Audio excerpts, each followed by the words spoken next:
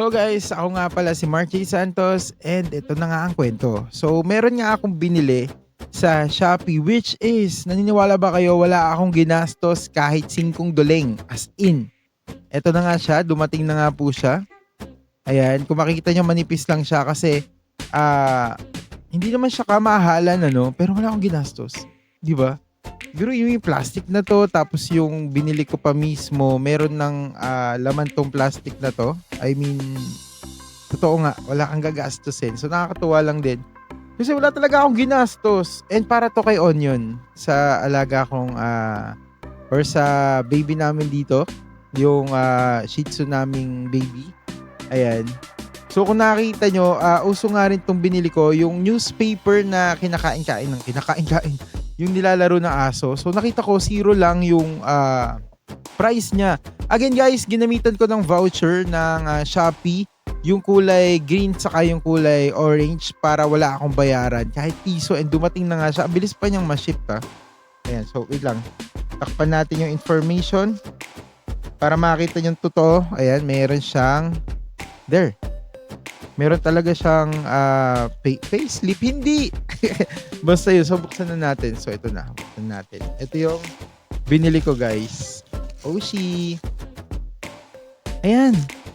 Ito yung nakikita natin na nilalaro-laro ng mga aso. Kasi syempre, bilang mahilig talaga tayo sa mga fur babies natin. Ayan, mahilig tayo sa mga alagang mga furry. Ayan, bumili tayo ng ganito. Shish, bumili ba? Pwede ko ba sabihin bumili? Eh, wala naman ako nagastos.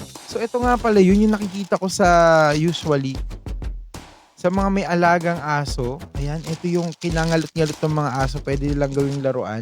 And we all know naman kasi, di ba, na yung mga dogs natin, mahilig talaga sa mga ganito. Yung mga, kung may yung aso nyo mahilig gumata ng mga furniture, ng mga tsinelas. Ayan, bilhan niya ng ganito para ito na lang yung gawin niyang laruan. And ito na nga yung binili natin.